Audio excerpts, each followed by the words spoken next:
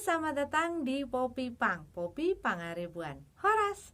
Kali ini gue pengen cerita-cerita, ngobrol-ngobrol tentang perjalanan, tahapan, dan proses gue dalam mengatur pola makan. Kan di video yang sebelumnya aku udah ceritain garis besar mengenai 4 kebiasaan yang aku latih di awal perjalanan sehat aku.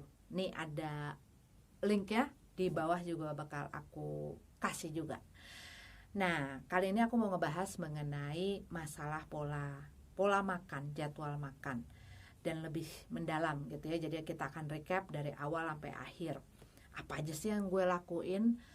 Karena berlangsung dengan waktu, aku juga mengadjust. Nggak bisa cuman kayak begitu aja.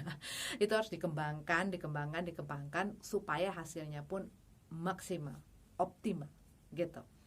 Jadi pada awal pertama kali aku itu membiasakan dengan merapihkan dulu pola makan aku, jadwal makan, porsi makan. Belum menerapkan diet apa-apa. Jadi 2 bulan perjalanan pertama ini benar-benar aku membangun si kebiasaan makan ini, jadwal dan porsi yang selalu tepat. Belum ada diet-diet gitu. Jadi aku yang tadinya berantakan banget, yang tadinya ngaco banget, porsinya juga luar biasa, berantakan banget, yang makan juga berapa menit sekali. Nah, di situ aku mulai mengambil 12 jam waktu puasa, 12 jam jendela makan. Di dalam jendela makan, aku memilih dari jam 8 sampai jam 8. Jadi 8 pagi sampai jam 8 malam. Di antara ini aku bagi menjadi 5 kali makan. Jadi 5 waktu makan. 3 makan besar, 2 waktu ngemil. Makan besarnya masih dengan proses dan hal-hal sumbernya juga masih seperti sebelumnya. Cuman aku porsinya aku tepatin. Jadi 1 piring nasi, 1 mangkuk sayur, 1 mangkuk lauk. Itu 3 kali makan. Dan nyemilnya pada saat itu aku cookies diet, cookies gandum ataupun roti gandum, ataupun buah. Nah, itu aku biasain 2 bulan. Karena aku mau benar-benar bikin si kebiasaan ini melekat erat di dalam kebiasaan keseharian aku. Karena sebelum-sebelumnya kadang-kadang sebelum tidur pun gue masih ngunyah. Bangun tidur langsung ngunyah. Dan sepanjang itu ya ngunyah mulu. Kali gue gak ngunyah kalau cuman lagi tidur doang. Nah, ini gue rapihin. Gue rapihin dulu deh. Gue gak neko-neko, gue gak pakai diet inu, enggak. Gue gak pakai diet apa-apa. Gue cuman fokusnya pada saat itu adalah merapihkan pola makan gue. Ngerapihin ini porsi makan gue. Ngerapihin si jadwal makan ini. Dan berikut juga kebiasaan 3 lainnya yang gue latih. Dan ternyata di dalam 2 bulan itu tetap ada perubahan. Hampir 4 kilo juga gue turun waktu itu. 2 bulan ngerapihin si cara makan gue pada saat itu. Dan seneng lah pastinya, yang tadinya gak kepikiran gitu loh, gak kepikiran mau nurun badan. Pokoknya gue cuma pengen agar gue dalam cara makan rapih. Ternyata ada hasilnya gitu loh, ada perubahannya. Nah, dari 2 bulan itu gue mencoba untuk menerapkan diet di dalam pola makan gue ini. Di dalam jadwal makan gue ini gue pengen menerapkan diet. Dan pada saat itu gue mengetahui ada 1 diet yang kurang lebih polanya kayak gue, 5-6 kali makan, dan gue udah terbiasa 5 kali makan gitu kan, aman. Pokoknya dia cuman gak makan gula, dia gak makan minyak, dia gak makan santan, dia gak makan mentega, dia gak makan tepung-tepungan. Oke lah, gue coba. Masih makan nasi, masih aman. Karena nasi itu adalah teman sejatiku pada saat itu ya. Jadi gue ngerasa oke lah, coba deh. Jadi lauknya gue panggang ataupun di steam ataupun direbus gitu ya. Sayurnya juga, nasinya juga gue mulai kurangin porsinya. Tetapi walaupun si diet ini memberikan hasil yang lumayan drastis pada saat itu. Selama 2 bulan itu ada sekitar hampir 7 kilo gue turun. Tapi gue merasa bahwa diet ini sepertinya tidak cocok untuk gue. Karena apa? Karena keluhan-keluhan penyakit gue di sebelumnya tidak tertanggulangi. Gue mulai punya masalah dengan pencernaan, ya, masalah buang air besar terutama gitu. Gue mulai punya sakit kepala gue terus, mata gue juga masih terus berair-air, masih terus foggy-nya, masalah penyakit gigi gue juga nggak beres-beres pada saat itu, dan gue ngerasa energi gue low banget, gue susah fokus, gue susah konsentrasi, dan gue tuh ya pokoknya pada saat itu gue ngerasa kok kayaknya ini bukan buat gue ya diet ini. Walaupun hasilnya luar biasa, hasilnya dalam penurunan berat badan luar biasa, tapi yang gue pengen cari adalah gue pengen juga mengenai masalah kesehatan gue ini juga bisa improve, juga bisa terhandle, bukan hanya masalah berat badan.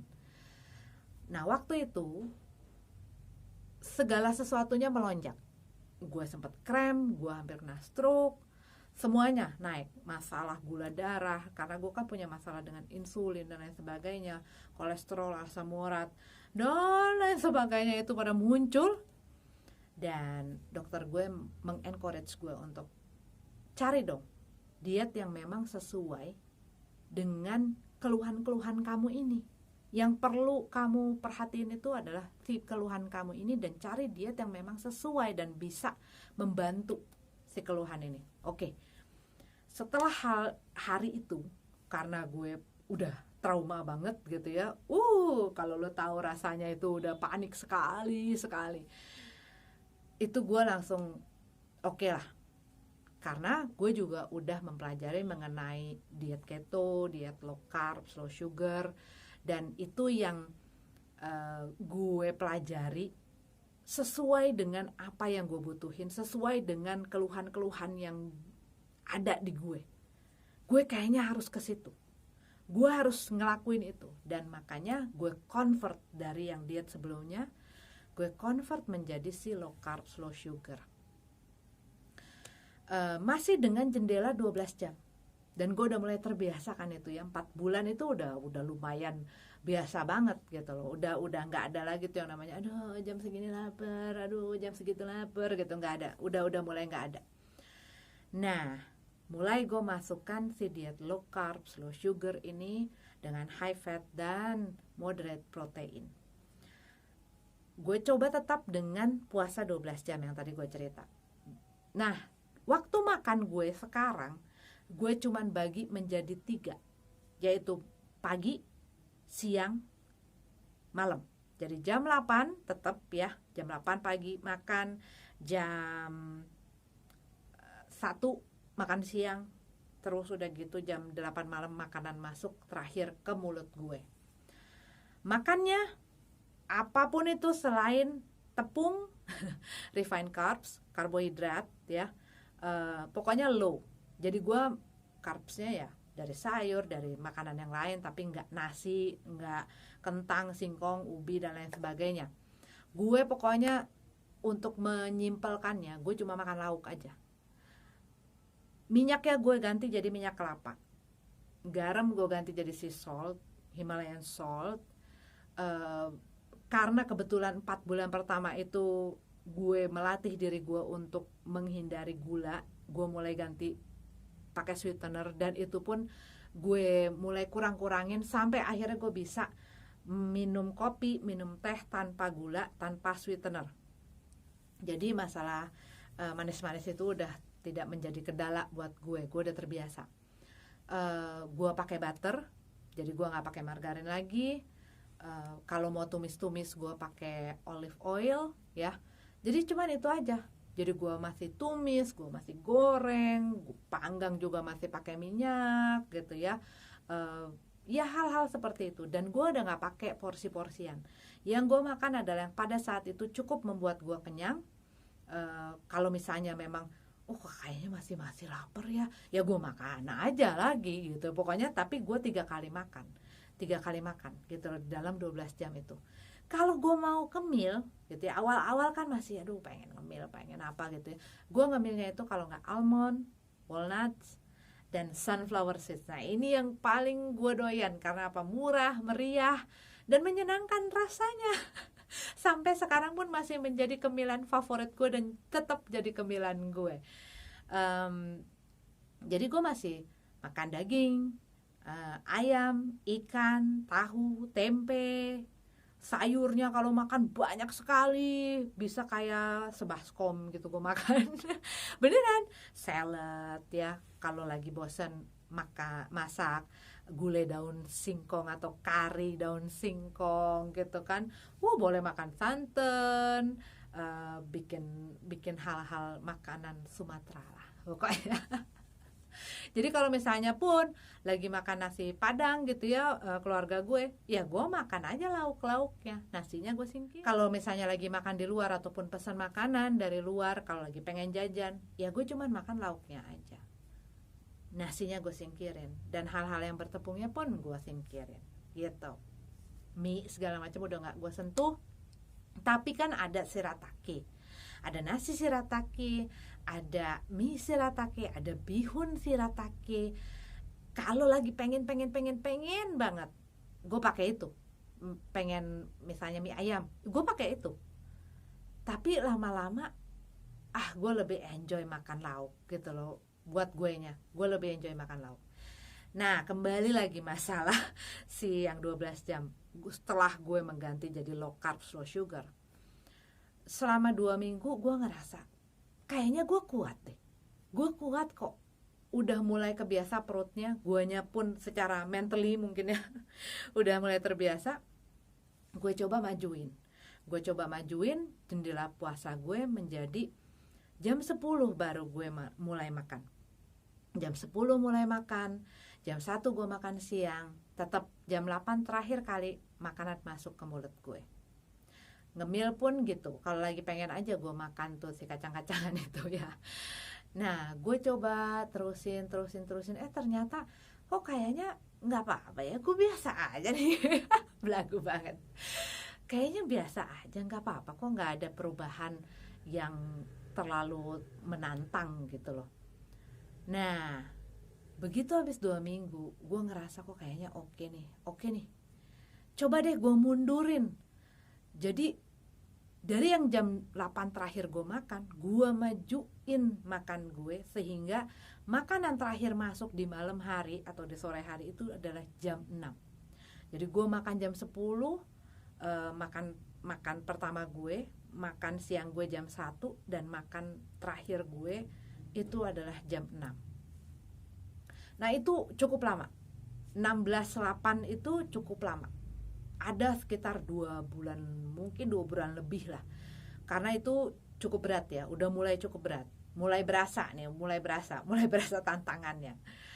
Tapi karena makanan yang gue makan juga high fat, jadi memang itu membantu untuk gue nggak terlalu geragas banget, nggak terlalu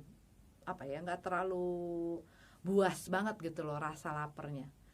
Dan ya seperti dokter-dokter itu bilang gitu ya, memang kan kita ada sinyal lapar, tapi itu nggak akan menetap, itu akan naik turun. Nah kita yang harus dilatih adalah saat si sinyal lapar itu naik, kita harus belajar untuk ngelewatin dia sampai dia turun gitu. Nah itu yang gue latih selama hampir 2 bulan 3 bulan. Setelah mulai terbiasa, gue mulai kayaknya gue kuat deh, nggak perlu pakai makan di pagi hari, tapi gue majuin jadi jam 12 makan siang gue. Mau coba nyali. Jadi gue majuin lagi jam 12 siang mulai makan, lalu gue makan terakhir itu jam 6 sore. Jadi gue majuin makan gue menjadi jam 12. Sebelum itu gue gak makan. Jam 12 siang gue makan. Dan jam 6 terakhir kali gue makan. Jadi waktu saat itu gue sudah mulai meningkatkan permainan gue di 18 jam waktu puasa, 6 jam waktu makan. Itu lumayan. Lumayan lebih menantang lagi. Untungnya saya ini doyan tantangan. Cuman memang pada saat itu ya gue melakukan, ya gue berusaha untuk menyibukkan diri gue dalam kerjaan, ngelakuin ini, ngelakuin itu gitu ya.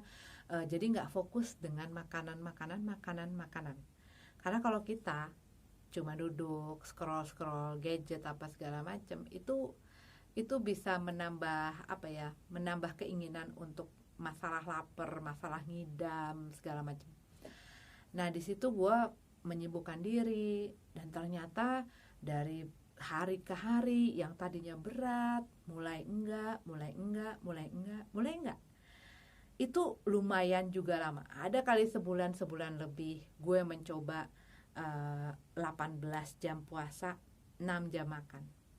Semakin kuat lagi, gue pun meningkatkan lagi permainan gue, makin kuat gitu kan, makin kuat. Oh ya udah, gue sekarang tinggal gimana caranya gue ngenyangin diri gue di dalam 4 jam.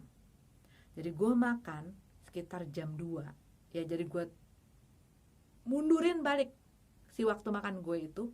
Jadi jam 2. Tadinya kan jam 1, terus jam 12. Gue tarik mundur lagi. Karena apa? Untuk nepatin waktu biar gue ketemu di meja makan sama laki sama anak-anak gue. Jadi selama 4 jam itu gue makan. Gue bagi 2 sih sebenarnya makannya. Nah di tengah-tengah kalau gue pengen nyemil ya gue cemil lah itu si sunflower seeds atau enggak almond dan walnut dan itulah. Nah itu karena mulai udah terbiasa, perutnya pun udah mulai terbiasa, guenya pun mulai terbiasa, mulai menikmati. Dan puasa ini tuh bikin energi gue yang gue rasain, membuat energi gue bagus. Gue jadi aktif bergerak. Gue pun lebih fokus dan konsentrasi, dan gue mulai menikmati situasi dan kondisi badan gue. Apalagi pada saat itu menjelang 16 jam 16:08 itu aja gue udah mulai merasakan perubahan yang luar biasa di dalam kesehatan gue. Gue udah mulai nggak lagi sakit kepala, sakit gigi gue tuh hilang raib gitu ya. Yang tadinya setiap berapa minggu pasti datang, dan lo tau nggak ya, namanya sakit kepala sama sakit gigi gue itu udah nggak bisa tertanggulangi dengan obat, udah nggak bisa. Gue makan obat itu sampai berapa biji pun nggak bisa, dikasih apa-apa juga nggak bisa. Jadi gue kadang-kadang bisa yang semalaman gue nggak bisa tidur karena sakit kepala yang luar biasa, migrain kadang-kadang yang gila nggak kebayang deh. Dan itu sakit gigi tuh yang setengah mampus gitu loh, sampai lu nggak bisa tidur, lu mau kasih apapun itu nggak bisa hilang. Ini tuh bisa datang sekitar seminggu sekali. Jadi bukan cuma sakit gigi biasa, ngerti nggak sih lo? Dan ini yang gue tahu, ternyata itu diakibatkan oleh masalah gula darah. Belum lagi kulit gue. Dan di situ pas gue udah masuk ke 16:08 itu, sebelumnya gitu ya, 16:08, kulit gue tuh udah mulai bagus, udah ruam-ruamnya mulai hilang, rambut gue tuh mulai tumbuh. Yang tadinya tuh ini tuh coak-coak, lo tau nggak? Sakit dada gue mulai bisa jalan, bahkan lari naik turun tangga tanpa sadar waktunya gitu ya. Sampai waktu itu suami gue bilang, wah mama hebat banget, bisa lari turun naik tangga gitu kan. Sebelumnya dia tahu gue naik turun tangga tuh pasti di tengah-tengah itu ya, itu gue pasti berdiri dulu lama. Karena apa? Dada gue itu nyeri banget. Iya, itu tuh mulai hilang. Bahkan gue nggak sakit kepala, gue nggak gampang Flu sebelumnya di tahun lalu itu gue tuh gampang sakit kepala. Kalau sakit kepala mah udah bertahun-tahun. Maksudnya kenapa keluar rumah aja rasanya tuh gue butuh kayak 3-4 hari untuk recovery gitu loh.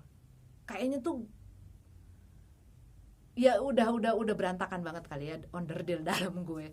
Jadi begitu masuk ke puasa yang 16/8 itu pun udah memberikan hasil, dan yang gue rasain pokoknya luar biasa di dalam kesehatan terutama ya, karena memang pada saat itu gue nggak lagi yang gue fokusin tuh masalah kesehatan, bukan lagi masalah timbangan. Turun syukur enggak, ya udah, ya siapa sih yang nggak mau turun gitu ya, pastilah cek gitu, pasti cek pada awal kayak begitu. Tapi gue ngerasa gue kok kayaknya nggak termotivasi dan malah bikin gue pusing ya ngeliatin ini timbangan. Akhirnya gue jalanin aja deh, mau 2 tahun sok atuh, mau 3 tahun ayo lah gitu. Yang penting gue ngerasain badan gue mulai enak, gue mulai